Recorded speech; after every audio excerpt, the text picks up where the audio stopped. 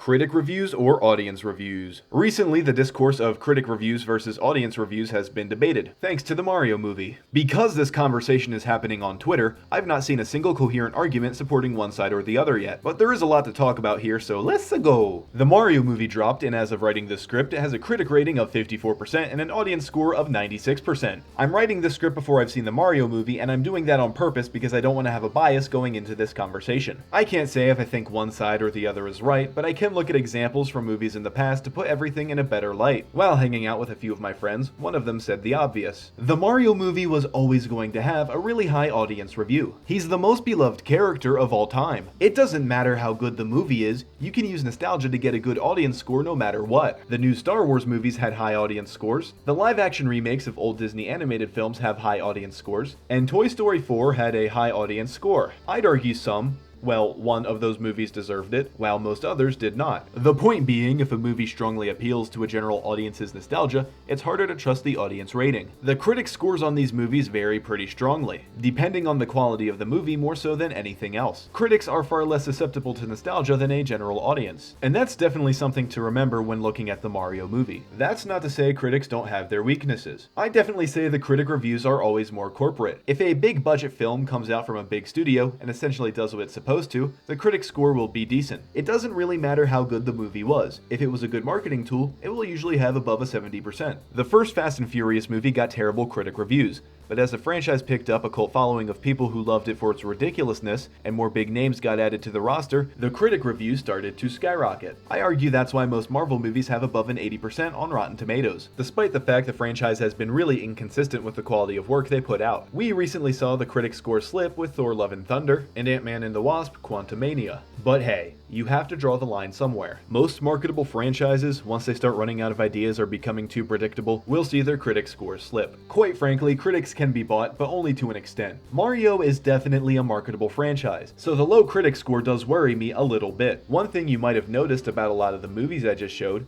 especially the Marvel movies, is that the audience review is usually higher than the critic review. Why is that? Audiences will usually review movies based on how they made them feel, while critics will judge movies based on if they made them feel. If you've not picked up on this yet, Marvel fans are a little bit special. If you drag them all into a movie theater, show them the characters they recognize, make them laugh a few times, and flash colors in front of their faces for 3 hours, they'll have enough cortisol in their brains to make them feel serene like cattle for the rest of the evening. Sure, you'll have that one weird guy in the back complaining it wasn't accurate to the comics written 40 years ago, but for the most part, everyone is going to be happy. Keep in mind the audience score is almost always going to be skewed a little higher because audiences watch movies that appeal to them, what they want to watch, while critics just watch everything. It's their job. Whenever a Marvel movie comes out, there's a large group of Marvel fans in pop culture that are going to want to see it, but there's almost an equally large group of people in a strange counterculture that has popped up who hate Marvel and aren't going to watch the movie no matter what. The audience is almost completely curated to be fans of the content, so I can't trust the audience score on a single Marvel movie. And a lot of franchises are like this. Star Wars, Avatar, at this point Pixar. The audience is always going to be a group of fans who are excited to see the movie. While I argue the critic score on most high-budget Disney films is a little padded, I'll trust it more for Marvel movies because a lower percentage of critics are going to be Marvel fans, and critics are going to consume a higher variety of content. Like I said before, audiences review movies based on how they made them feel, while critics judge movies on if they made them feel. Critics are more likely to look past feelings if they need to. Let's look at the movie that came out last year.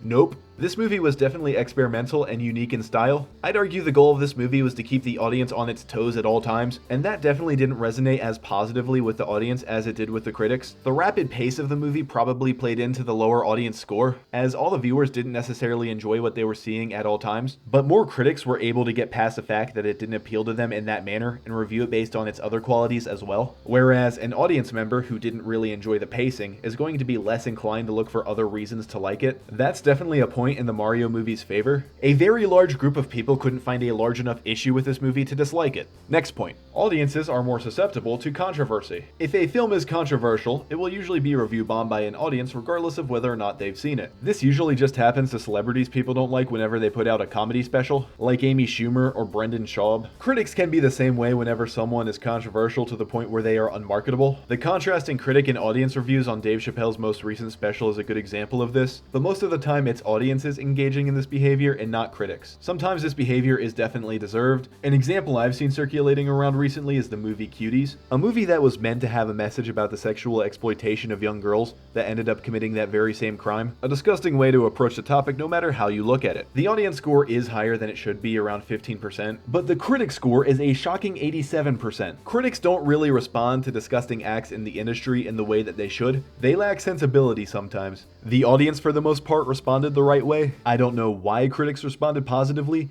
I don't know what to make of it. I think it's horrible. Examples like this, though, really only serve to prove that you can't trust reviews for any piece of media that's controversial due to politics, unsavory characters, or other reasons. There is no way on earth this applies to the Mario movie, though. It's just a point I thought I should cover. Down to the very last point now. Pay attention. Critics are usually able to look at things more objectively, are passionate about film, and can nitpick detriments of any film that I would have never noticed. So that means critics are more trustworthy, right?